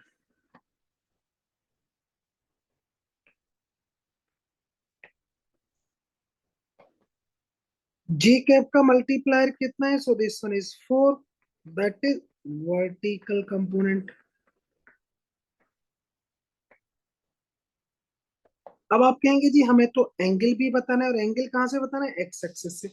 अगर आपको एक्स एक्सिस से एंगल फाइंड आउट करना है तो ऊपर लिखेंगे coefficient of J cap to the coefficient of I cap. तो यहाँ पर कोफिशिएंट ऑफ जे कैप कितना है, that is 4, coefficient of I cap कितना है, दैट इज 5। तो आप यहाँ पर लिख सकते हैं alpha this one equals to 10 inverse, that is 4/5। ये ध्यान रखना कहां से एंगल आ रहा है, फ्रॉम एक्स एक्सिस। अब आप कहते हैं सर हमें तो एंगल निकालना है वर्टिकल से, अगर मुझे वर्टिकल से फाइंड आउट करना है तो सपोज बीटा, अभी मैं आपको ड्रॉ करके भी दिखा देता हूँ। So this one X axis, this one Y axis, this one vector A like is this one, जिसको आप कह रहे हैं, तो आप कह रहे हैं 5 i कैप प्लस का 4 j कैप। आप इसको ऐसे कह सकते हैं, इस वेक्टर का इम्पैक्ट एक्स एक्सिस पर कितना है, तो जितना आई कैप का मल्टीप्लायर है, वाई एक्सिस में कितना है, जितना जे कैप का मल्टीप्लायर है, सो लाइक इज दिस। अब क्वेश्चन आपसे क्या जानना चाहता है, X axis angle, this one is a Y axis angle. तो आप चाहो तो 10 की हेल्प से डायरेक्ट निकाल सकते थे, तो 10 अल्फा कितना आता, परपेंडिकुलर अपॉन बेस। अब आप कह रहे हैं हमें वर्टिकल से निकालना है, वर्टिकल से देखोगे तो आप कहोगे perpendicular, so that is A X upon base, so like is this. आप चाहो तो इसको कोफिशिएंट की फॉर्म में भी लिख सकते हो, एक ही बात है दोनों को मतलब, coefficient of coefficient of I cap to the coefficient of J cap। अब आप कहेंगे जी coefficient of I cap कितना है, so that is 5 and this one is 4। आप बीटा की वैल्यू निकाल सकते हैं 10 इनवर्स, दैट इज 5/4। चेक करो, आप चाहो तो डायरेक्ट भी लिख सकते थे बीटा दैट इज परपेंडिकुलर, सो देखो that is 5 upon base, so that is this. अभी आपके ऊपर डिपेंड करता है, सोच कर निकालेंगे डायग्राम बनाकर तो मुझे लगता है ज्यादा बेटर होगा आपके लिए, बाकी इट्स योर चॉइस। अब एक अनदर इंपॉर्टेंट क्वेश्चन देखते हैं, बड़ा इंटरेस्टिंग क्वेश्चन है और इसको जरा जान लेते हैं। हमारे पास में एक वेक्टर गिवन है 3 i कैप प्लस का 4 j cap is rotated 16 degree of clockwise, then find a new vector. तो जरा जानते हैं जी क्या कहना चाहते हैं। हमारे पास में एक वेक्टर गिवन है, पहले इस वेक्टर को ड्रॉ कर लेते हैं। सो दिस वन वेक्टर, मैंने एक प्लेन सेलेक्ट कर लिया, this one X axis, this one Y axis. अब आपने कहा ये प्लेन हमें दे रखा है, इस प्लेन में एक वेक्टर लगा रखा है लाइक इज दिस वन, ये एंगल कितना दे रखा है अभी देख लेते हैं। So like is this one vector A, vector A मुझे गिवन है। अब आपने कहा जी वेक्टर ए हमें गिवन है, अब क्या करें, इसको रोटेट करना है, तो पहले तो ये समझ लें कि ये कितने एंगल पर है। तो मैं सॉल्यूशन स्टार्ट करता हूँ। आप कहेंगे वेक्टर ए है, that is 3 i cap plus का 4 j कैप। सबसे पहला काम ये करो कि इस वेक्टर का मैग्नीट्यूड निकालो, तो कोफिशिएंट ऑफ आई कैप का square plus coefficient of J cap का स्क्वायर निकालोगे तो ये आ गया 5 यूनिट। अब आप कहेंगे इसका एंगल भी देख लो सर कितना आ रहा है, तो मैं कहूंगा टेन थीटा, एक्स एक्सिस से एंगल देख रहा हूँ, so like is this one.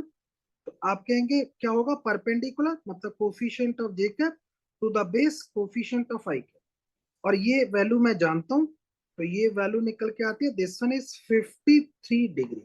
मैंने अभी आपको एक राइट एंगल ट्राइंगल बनाया था, उसकी हेल्प से आप इसको चेक भी कर सकते हो like is this this one. अब आप कहेंगे सर ये एंगल कितना बन रहा है इनिशियली, तो 53 डिग्री एंगल बना रहा है। इस वेक्टर का मैग्नीट्यूड कितना दे रखा है, दैट इज 5 यूनिट। अब क्या करूं, इस वेक्टर को रोटेट करो, कितना, 16 डिग्री इसको रोटेट कर दो।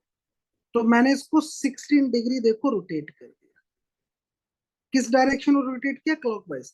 अब आप कहेंगे जी न्यू एंगल कितना बन रहा है, तो 53 माइनस का 16, दैट इज 37 डिग्री। अब आप कहेंगे सर जब हम किसी वेक्टर को रोटेट करते हैं तो उसका मैग्नीट्यूड चेंज नहीं होता, मतलब अभी भी इस वेक्टर का मैग्नीट्यूड सेम है, but vector is change due to direction. Point to be noted, vector change हो गया है ड्यू टू डायरेक्शन, बट उसका मैग्नीट्यूड चेंज नहीं हुआ।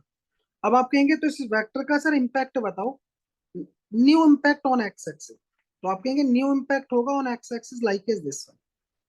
अब आप कहेंगे ये इंपैक्ट कितना होगा, तो ये होगा जी magnitude of A cos 37, magnitude of A that is 5, cos 37 that is 4 by 5, so that is 4 unit। अब आप कहेंगे इस वेक्टर का impact sir on Y axis कितना होगा, so like is this one, that is magnitude of A sine 37, sine 37 की value लगाओ, so this one 5, that is 3 by 5, so that is 3 unit. अब इस वेक्टर को राइट कर लो, जो न्यू वेक्टर जिसको आप कह रहे हैं, so now new vector is, so A dash vector की बात नहीं कर रहे हैं। अब बताओ एक्स एक्सिस में इसका इंपैक्ट कितना है, 4, वाई एक्सिस में कितना है, 3, so it's a new vector. सोचो सर इस क्वेश्चन, और न्यू वेक्टर हमने फाइंड आउट कर लिया, that is A dash vector. Then जबकि पहले वेक्टर ये कितना था जरा देखो, 3i प्लस का 4j, और 16 डिग्री रोटेट करने के बाद कितना हो गया, 4i प्लस का 3j। डन। एक और क्वेश्चन देख लेते हैं। ये क्वेश्चंस वो हैं जो बहुत ज्यादा कॉमनली रिपीट होते हैं। अब क्वेश्चन क्या कहते हैं जरा ये समझते हैं। 6 वेक्टर्स मुझे गिवन है A to F, having the magnitude and direction indicated as shown in figure, find the value equals to d plus E vector की वैल्यू बतानी है इनमें से किसके इक्वल होगा। अगर ऐसे वेक्टर को मुझे फाइंड करना हो तो कैसे फाइंड करेंगे ये समझते हैं। पहले क्या दे रखा है, डी प्लस का ई वेक्टर, तो मैं आपको सॉल्व करके दिखाता हूं, देखो। आप कहना चाहते हो D vector plus E vector is how much, तो सबसे पहले तो डी वेक्टर को लो और डी वेक्टर जैसा दे रखा है उसको ड्रॉ कर लो। तो मैंने डी वेक्टर को ड्रॉ कर लिया, that is A D vector. Then अब आप कहेंगे जी हमने डी वेक्टर को ड्रॉ कर लिया, सो this one is A D vector. अब क्या कहते हैं जी, अब ई वेक्टर को देखो जी, ई वेक्टर मेरा कहाँ है, E vector is this one. Rule देखो, रूल क्या कहते हैं, head of a first vector connecting to the tail of the second vector. E vector को लो और रूल के साथ अटैच कर दो, head of a first vector connecting to the tail of the second one in same direction with the same magnitude. अब आप कहेंगे जी एक रिजल्टेंट ड्रॉ करो, तो रिजल्टेंट हम जब भी ड्रॉ करते हैं तो फर्स्ट वेक्टर की टेल को फाइनल वेक्टर के हेड के साथ मैच कर दो, सो लाइक इज दिस। ये है इसका रिजल्टेंट। अब देखो ऐसा कौन सा वेक्टर है, मुझे समझ में आ गया एफ वेक्टर है, तो आप मार्क कर लो D vector plus E vector is equals to F vector, so like is this one, your answer is a F vector. Done. Draw करना आ गया, रूल वही, head of a first vector connecting to the tail of the second, और जब आप resultant draw करेंगे तो resultant का टेल फर्स्ट वेक्टर के टेल से और रिजल्टेंट का हेड फाइनल वेक्टर के हेड से कनेक्ट कर दो। तो फर्स्ट वेक्टर का टेल क्या था, दिस वन, फाइनल वेक्टर का हेड क्या था, दिस वन, मिला दो। अब देख लो कौन सा आंसर सही है, उसको टिक मार। चलो एक और क्वेश्चन देखते हैं, बड़ा इंपॉर्टेंट क्वेश्चन है सर ये, और इंटरेस्टिंग क्वेश्चन है, मैं यहाँ पर मार्क कर लेता हूँ। So this one important question, very. अब आप कहेंगे जी हमें क्या दे रखा है जी, दो वेक्टर्स मुझे दे रखे हैं, vector A and vector B. This one vector A of magnitude 10, lie of an angle 37 degree, this one vector b lie of an angle 53 degree। Question जानना चाहते हैं a प्लस बी वेक्टर बताओ, उसका magnitude बताओ, and unit vector of a plus B vector, and then A minus B vector बताओ, and then A minus B का magnitude बताओ, and then unit vector direction of unit vector of A minus का B vector. Purpose है कि अगर sir A plus B और A minus का B vector निकाल ले तो क्वेश्चन हमारे से सॉल्व हो जाएगा। अब सबसे बड़ी बात क्या है कि ए का मैग्नीट्यूड गिवन है, बी का मैग्नीट्यूड गिवन है, इन ए और बी को वेक्टर फॉर्म में लिखो। तो अब आप कहेंगे कैसे लिखा जाए? सबसे पहले आप ये देखो कि ए का इंपैक्ट एक्स एक्सिस पर कितना है। तो आप कहेंगे 10 कॉस 37। कॉस 37 की वैल्यू कितनी होती है? That is 4/5। तो ये वैल्यू आ गई 8 यूनिट। आप कहेंगे इसका इम्पैक्ट ऑन वाई एक्सिस कितना है? So this one 10 sine 37। Sine 37 कितना होता है? So that is 3/5। So that is 3/5। So that is 6 unit. अब आपको समझ में आ गया कि सर ए वेक्टर हमें पता चल गया। अगर ए वेक्टर को मैं आई कैप जे कैप में लिखूं तो देखो 8 आई कैप प्लस का 6 जे कैप, क्योंकि ये वेक्टर एक्स बाई प्लेन में है। अगर ये एक्स बाई प्लेन में है तो मैंने उसको कंपोनेंट को रिजोल्व करके इजीली वैल्यू को बता दिया। अब आप कहेंगे जी बी वेक्टर को भी लिख लो सर। तो वी वेक्टर के साथ अगर आप देखेंगे तो ये कितना आएगा? 5 कॉस 37, सॉरी कॉस 53। कॉस 53 की वैल्यू कितनी होती है? अभी तो मैंने आपको बताया था कॉस 53 की वैल्यू होती है 3/5। सो ये दिस वन इज 5। यहां देखेंगे वाई एक्सिस में इसका इंपैक्ट तो कितना आएगा? 5 साइन 53। साइन 53 कितना होता है? 4/5। सो दैट इज 4। कल तो यही आए। अब आपने कहा जी ये वैल्यू हमने निकाल ली, तो बी वेक्टर को फाइंड आउट कर लो। सो दैट इज 5 आई के प्लस का 4 जे के। सो दैट इज 4 जे के। डन। अब आप कहेंगे जी हमें क्या निकालना है जी फर्स्ट ऑप्शन में? अब ये क्वेश्चन इजी हो गया। देखो फर्स्ट ऑप्शन में मुझे फाइंड करना है vector A plus vector B. तो आप कहेंगे ए वेक्टर जितना है वो मार्क कर लो, 8 आई कैप प्लस का 6 जे कैप प्लस 5 आई कैप प्लस का 4 जे कैप। आई को आई के साथ ऑपरेट करो तो 12 आई कैप प्लस को जे के साथ ऑपरेट करो तो this A plus B vector आ गया। डन। अब आप कहेंगे इसका सेकंड ऑप्शन पर आ जाओ सर। सेकंड में क्या कहता है? इसका मैग्नीट्यूड बताओ। तो ए प्लस बी वेक्टर यहां निकालेंगे तो आप कहेंगे रूट में कोफिशिएंट ऑफ आई का स्क्वायर प्लस कोफिशिएंट ऑफ जे का square. So that is 144 plus 100। So that is 244। Done. अब आप कहेंगे जी हमें थर्ड ऑप्शन में चाहिए यूनिट वेक्टर। तो आप कहेंगे unit vector of vector A plus vector B. That is A plus B का चाहिए तो उस वेक्टर को लिखो और उसके मैग्नीट्यूड से डिवाइड कर दो। तो वेक्टर कितना आ रहा है जी? 12 आई कैप प्लस का 10 जे कैप डिवाइडेड बाई रूट में 244। लो जी यूनिट वेक्टर आ गया। अब आप कहते हैं सर कि हमें तो ए माइनस का वी वेक्टर चाहिए। तो अगर मुझे वेक्टर ए माइनस का वेक्टर बी चाहिए तो राइट कर लो जी। ए वेक्टर कितना था? सो 8 आई कैप प्लस का 6 J cap. This one vector A minus का वेक्टर बी कितना है? 5 आई कैप प्लस का 4 जे कैप। अगर आप सॉल्व करेंगे तो आई को आई के साथ सब्ट्रैक्ट करो 3, जे को जे के साथ करो तो प्लस का 2 जे कैप।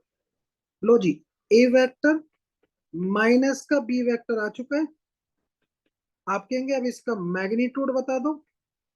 मैग्नीट्यूड निकालना आपको आता है, रूट लगाओ कोफिशिएंट ऑफ आई कैप का square plus coefficient of J cap का square. So that is 9 plus 4। So that is root 13 unit. अब आप कहेंगे यूनिट वेक्टर बताओ। तो मार्क कर लेते हैं sir unit vector this one 6 point of vector A minus का वेक्टर बी इज, तो उस वेक्टर को लिखो, उसके मैग्नीट्यूड से डिवाइड कर दो। जैसे ही आप डिवाइड करेंगे वैल्यू मिलेगी 3i कैप प्लस का 2j कैप डिवाइडेड बाई √30। लो जी, यूनिट वेक्टर आ गया। डन। अब आप अपनी साइड से इनको क्वेश्चनों को सॉल्व करो बाय योर बॉल। हाथ में पेन लेकर बैठो, एक बार आपने देख लिया, अब इसको इटसेल्फ ट्राई करो या सॉल्व करो। अगर कहीं कोई प्रॉब्लम है तो व्हाट्सएप पर सेंड कर दो, सेम डे में आपको रिप्लाई करेंगे। और अगर कुछ अच्छा लगा है आपको, टीचर का एफर्ट अप्रिशिएबल है, तो अप्रिशिएट करो बाय कमेंट्स, बाय लाइकिंग और by sharing the channel. Okay, next में आते हैं एक अनदर क्वेश्चन पर और उसको समझ लेते हैं। क्वेश्चन क्या कहता है भैया? क्वेश्चन कहता है मेरे पास में टू वेक्टर्स का रेशियो गिवन है। तो अगर टू वेक्टर्स का रेशियो गिवन है तो उनको मार्क कर लो vector A over B, that is 3/5। Done. Question कहना चाहता है सर इनके बीच का एंगल गिवन है जी 60 डिग्री, इनका रिजल्टेंट गिवन है 35 यूनिट। क्वेश्चन कह रहा है जी मैग्नीट्यूड ऑफ द वेक्टर्स बताओ। क्या बताओ? Magnitude of the vectors find out करो। तो कोई इशू नहीं जी, magnitude of vector find out करना है, आप यहां से इसको लिख लो। तो मैंने अज्यूम कर लिया ए वेक्टर कितना है, सपोज 3x, बी वेक्टर कितना है, सपोज 5x। तो आप कहेंगे जी रिजल्टेंट का फॉर्मूला लगा दो। तो कितना होता था, a² प्लस b² प्लस का 2ab then cos theta. Are मुझे दे रखा है, so this one 35, that is A का स्क्वायर रूट में लगाओ। So A that is 9x² plus 25x² plus 2 into, यहाँ कहेंगे 3x into 5x into cos, cos 60। So like as this one. अब इसको सॉल्व करेंगे, आप कहेंगे जी मैं इसको सॉल्व करता हूँ बोथ साइड स्क्वायर करके। तो आप कहेंगे 35 का स्क्वायर मार्क कर लो। डन। आप कहेंगे कितना मिलेगा, 9x² प्लस का 25x² प्लस में देखेंगे 15x²। सॉल्व कर लो इसको, कितना जाता है? तो आप कहेंगे वैल्यू अगर आप यहां से देखें, सॉल्व करो जी कितना आ रहा है। तो 9 plus 25 that is 34, 34 this one 49 x² this one 35 का स्क्वायर। तो वैल्यू मुझे मिल गई। और यहां देखेंगे, इसको सिंप्लीफाई कर लो। So this one 35, this one 40, नहीं ओनली 7। तो वैल्यू मिलेगी दिस वन इज 5। अब आपको समझ में आ गया एक्स की वैल्यू 5 है, तो यहाँ पर रख दो। तो आप कहेंगे ए कितना हो गया, 3 इंटू एक्स, एक्स की वैल्यू 5 आ रही है, सो दिस वन 15। बी कितना आएगा, 5 into x, so that is 25। Done. एक बार चेक करो, अपनी साइड से चेक करो, सेल्फ ट्राई करो। एक अनदर क्वेश्चन देख लेते हैं, उसको समझते हैं। सर क्वेश्चन क्या कहते हैं? क्वेश्चन कहता है मेरे पास में टू फोर्सेस है acting in opposite direction having a magnitude this one. तो टू फोर्सेस ले लो सर। सो टू फोर्सेस, आपने कहा टू फोर्सेस है जी। सपोज ए माइनस का बी, उनकी वैल्यू कितनी दे रखी है, 10। When acting perpendicular having resultant, अगर ये परपेंडिकुलरली एक्ट कर रहे हैं तो आप कहेंगे जी परपेंडिकुलर एक्ट कर रहे हैं तो वैल्यू कितनी होगी, a² प्लस b²। तब उनका रिजल्टेंट आपको दे रखा है दैट इज 50। क्वेश्चन जानना चाहता है ए और बी बताओ। डन। अब आप कहेंगे, ये तो आपको पता है, आप कहेंगे सर क्या करें? यहां से मैं लिख सकता हूं a² plus b² that is, और ये हो गया 2500 का स्क्वायर। कुछ नहीं करना, इसको इक्वेशन नंबर 1 दो, यहां से b की वैल्यू निकाल लो। तो b की वैल्यू कितनी आएगी, a माइनस का 10। और यहां पर लगा दो। आप कहेंगे ए स्क्वायर होगा प्लस में ए माइनस के 10 का स्क्वायर होगा, दिस वन 2500। इसको सॉल्व कर लो, A square, so this one A square plus का 100 माइनस का 28, दिस वन इक्वल्स टू। अब आप कहेंगे वैल्यू को सॉल्व करेंगे तो ये कितना आ गया, 2a² माइनस का 28, दिस वन 2400। यहां लिख सकता हूं a² माइनस का 10a और माइनस का आएगा 1200, this one equals to 0। Check करो जी आप। अब क्या कर रहे हैं जी, a की वैल्यू मुझे फाइंड आउट करनी है, तो आप कहेंगे कुछ ऐसे फैक्टराइजेशन करो जिसमें आप a की वैल्यू फाइंड आउट कर पाओ। तो a की वैल्यू फाइंड आउट करने के लिए आप देखो जरा क्या करेंगे आप। और मैं इसको बोल देता हूं सर a² माइनस का 40a प्लस का 30a एंड देन माइनस का 1200 इक्वल्स टू 0। a की वैल्यू देखेंगे तो ये आ गया a माइनस का 40, यहाँ 30 कॉमन ले लो, सो a माइनस का 40, दिस वन इक्वल्स टू 0। तो a की वैल्यू मिलती है मुझे this one and a minus का 40, this one equals to 0। a equals to एक तो मिलेगा माइनस का 30 and a equals to 40। So option के अकॉर्डिंग a इज 40। आप कहेंगे a अगर 40 है तो b कितना आएगा, तो b था a माइनस का 10, b कितना था a माइनस का 10, a कितना है 40 माइनस का 10 that is 30। It's your answer. Check करो। अब एक अनदर क्वेश्चन पर आते हैं, उसको देख लेते हैं सर क्वेश्चन क्या कहते हैं। सभी क्वेश्चन इंटरेस्टिंग है तो उनको समझो। क्वेश्चन कहते हैं the resultant of two forces. Two forces मुझे गिवन है। कौन कौन से फोर्सेस हैं, एक है 3p एंड 2p, उनका रिजल्टेंट दे रखा है r। डन। अब कितने एंगल पर है क्वेश्चन ये नहीं कह रहा, अब कह रहा है if the first force is double then resultant is also double, find the angle between the. कुछ नहीं करना जी, आर दिस पैरेललोग्राम का फॉर्मूला लगाओ। तो आप कहेंगे R this one equal to A square मतलब 3p का square, B square so 4p का स्क्वायर प्लस का 2ab so that is 6 and then 12p square. Done. इसको थोड़ा एंड देन कॉस थीटा। आप कहेंगे इसको सॉल्व कर लेते हैं तो ये कितना आएगा sir, R square, this one equal to यहां देखेंगे तो 13p square, 13p square plus का देखोगे 12p square then cos theta. Equation number 1 दे दो। अब आप कहते हैं जी नाउ, क्या कहते हैं सर, अगर मैं फर्स्ट वेक्टर को डबल करता हूं तो रिजल्टेंट इज आल्सो डबल। तो रिजल्टेंट कितना था आर, उसको कर दो 2r, 2r कर दिया। फर्स्ट वेक्टर को डबल कर दो, कितना फर्स्ट वेक्टर था 3, तो उसको डबल कर लो दैट इज 6। तो 6 का देखोगे 36p स्क्वायर प्लस का 4p स्क्वायर, यहां देखेंगे जी अब कितना हो गया 6, तो 6 देन 12 देन 24, तो ये हो गया 24p square then cos theta, ये इक्वल टू हो जाएगा। अब आप इसको लिख सकते हैं 4r स्क्वायर, मैंने स्क्वायर कर दिया बोथ साइड, यहां देखेंगे 40p स्क्वायर प्लस का 24p square then cos theta.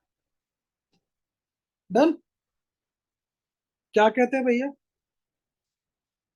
हमने क्या किया सर, एक इक्वेशन से आर की वैल्यू रख दो या फिर इनको डिवाइड कर दो, जैसा मन करे वैसे करो। चलो डिवाइड ही कर लेते हैं।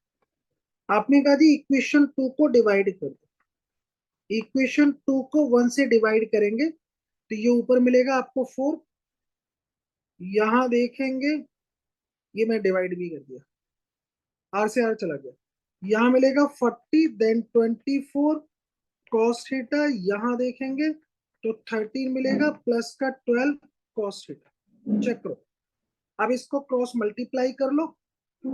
जब आप क्रॉस मल्टीप्लाई करेंगे तो ये मिलेगा 40 प्लस का 24 कॉस थीटा, यहां देखोगे 52 प्लस का देखेंगे 48 कॉस थीटा।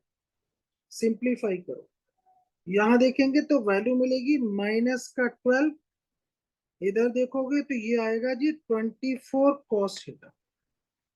कॉस थीटा की वैल्यू देखोगे ये आएगी माइनस का 1/2, और ये वैल्यू मुझे मिलती है माइनस का 1/2 120 डिग्री। लो जी आंसर आ गया। डन। एक बार चेक करो, बेसिक क्वेश्चंस हैं और बहुत ज्यादा रिपीटेड क्वेश्चंस। तो नेक्स्ट में आते हैं सर एक अनदर क्वेश्चन पर। क्वेश्चन हमारा क्या कहता है उसको समझ लेते हैं। सम, अब नेक्स्ट क्वेश्चन को देखो, sum of the magnitude of two forces acting at a point is this one. Sum of the two magnitude of the forces. अगर मैं इस क्वेश्चन को सॉल्व करूं, आप कहेंगे जी दो वेक्टर हैं, vector A plus vector B, उनकी वैल्यू मुझे दे रखी है, this one is 18, equation number 1 दे दो। आप क्या कहते हैं जी, and magnitude of resultant is 12।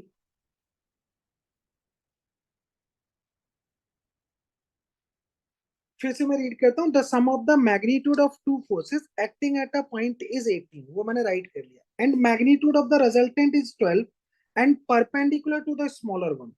अब देखो डायग्राम बनाता हूँ, इसका मतलब मुझे समझ में आ गया कि जो टू वेक्टर्स हैं उनके बीच का एंगल ग्रेटर देन 90 है।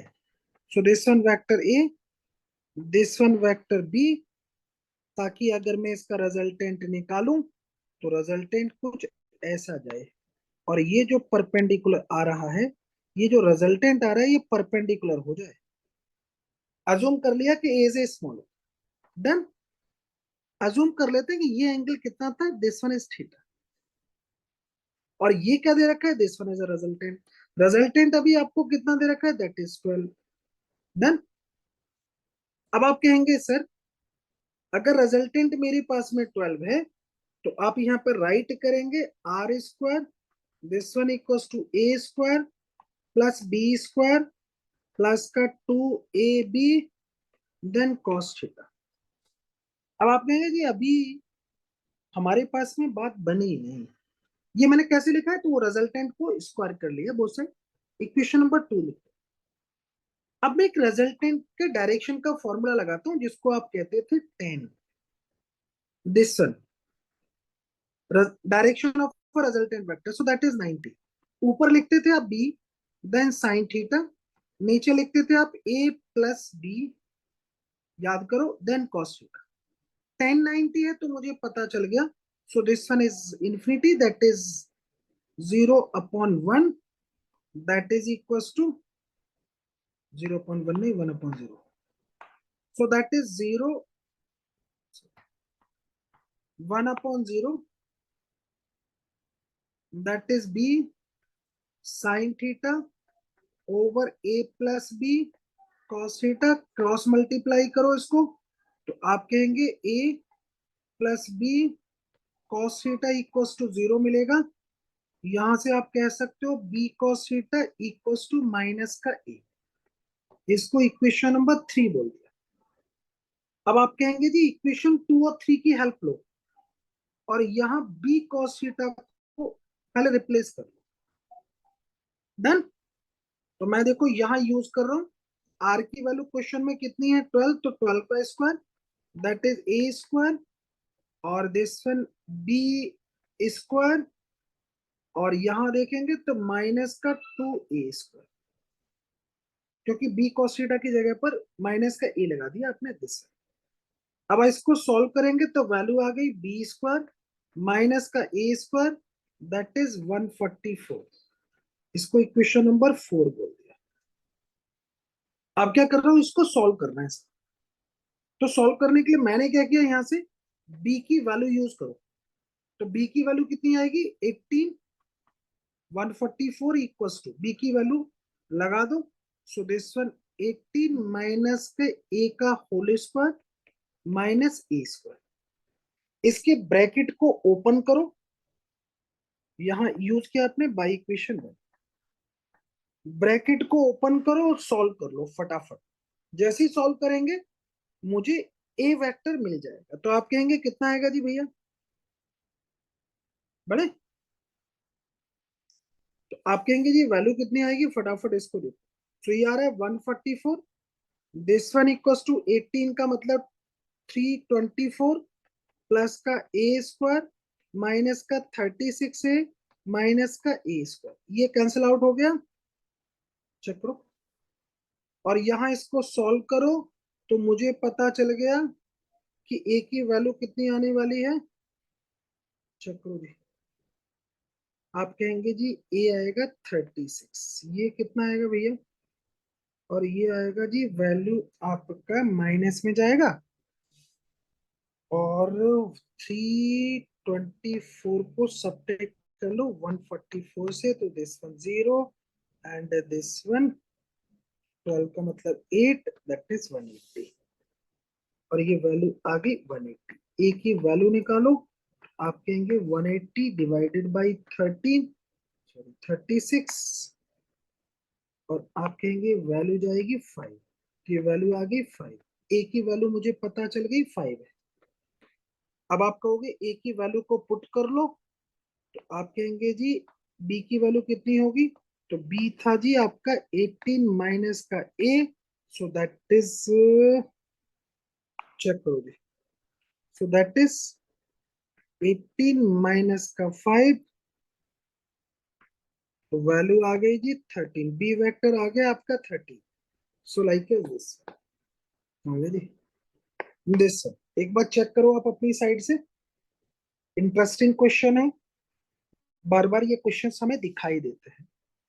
अब आप कहेंगे जी अनदर क्वेश्चन पर आ जाते हैं, ये भी बड़ा अच्छा क्वेश्चन है और उसको समझ लेते हैं फटाफट। क्वेश्चन क्या कह रहा है, मेरे पास में 4 फोर्सेस हैं, देखो जरा, बड़ा इंटरेस्टिंग क्वेश्चन। तो पहले तो क्वेश्चन को रीड कर लेते हैं। If the resultant of the following is zero, ये नेट फोर्स इज जीरो, तो जानना चाहता है एफ नॉट की वैल्यू बताओ। अच्छा, अगर नेट फोर्स जीरो है तो net force along the X axis भी जीरो होगा, net force along the Y axis भी जीरो होगा। तो उसको जरा समझ लेते हैं। इस फोर्स का कंपोनेंट देखो एक्स में कितना आ रहा है, तो आप कहेंगे एक्स में आ रहा है एफ नॉट देन कॉस 30। तो ये वैल्यू हमें पता चल गई, this one F not √3/2 cos 30 की वैल्यू लगा दी। अब अगर आप ये कहते हो कि नेट फोर्स जीरो है, तो मुझे यहीं से समझ में आ गया कि अगर नेट फोर्स जीरो है तो net force along the X axis भी जीरो ही होगा, net force along the Y axis भी जीरो होगा, तभी तो नेट फोर्स जीरो रहेगा। तो अगर मुझे थोड़ा शॉर्टली सॉल्व करना है इस क्वेश्चन को, तो आप नेट फोर्स को जीरो कर लो, इसका वाई में भी एक कंपोनेंट जाएगा, कितना होगा एफ नोट साइन 30, बट मैं उसको निकाल ही नहीं रहा क्योंकि मेरा आंसर यहीं से आ जाएगा। आपने कहा नेट फोर्स एक्स में जीरो है, तो आप कहेंगे एफ नोट √3/2। अगर ये वैल्यू √3/2 है तो इसको मार्क कर लो, that is how much, negative X axis जो लगी हुई है उसके साथ में √3 से √3 को कैंसिल आउट कर लो जी एफ नोट की वैल्यू आ गई 4 यूनिट। It's your answer. आप चाहो तो इस क्वेश्चन को net force along the Y axis करो, उसको जीरो कर लो, तब भी आंसर एफ नोट का 4 ही आएगा। आप निकाल कर देख लो, net force along the Y axis zero कर लोगे। चलो अब एक अनदर क्वेश्चन देख लेते हैं, उसको समझते हैं। मेरे पास में एक वेक्टर गिवन है, टाइम थोड़ा ज्यादा हो रहा है इसलिए थोड़ी स्पीड बढ़ा रहा हूँ। Vector A that is √3 i cap, ताकि वीडियो ज्यादा लंबा ना हो, माइनस का 2j कैप। आपने कहा जी एंगल बताओ इस वेक्टर का, तो एंगल का फॉर्मूला तो आपको बता रखा है जी, cos alpha, this one equals to A X to the magnitude of vector A. आपने कहा जी इस वेक्टर का मैग्नीट्यूड बता दो बस, फिर तो इजी हो जाएगा। इस वेक्टर का मैग्नीट्यूड कितना आएगा, दैट इज 3 प्लस का 9 प्लस का 2, सो दैट इज कितना आ गया, आपने कहा जी 4 यूनिट। अब इसको निकालोगे तो ये कितना आएगा, √3/4। आप इसको लिख सकते हो alpha this one equals to cos inverse √3/4। अगर आप वाई एक्सिस से एंगल देखना चाहते हो इसका, तो cos beta this one equals to A Y upon magnitude of A. A Y यहाँ पर कितना है, ए वाई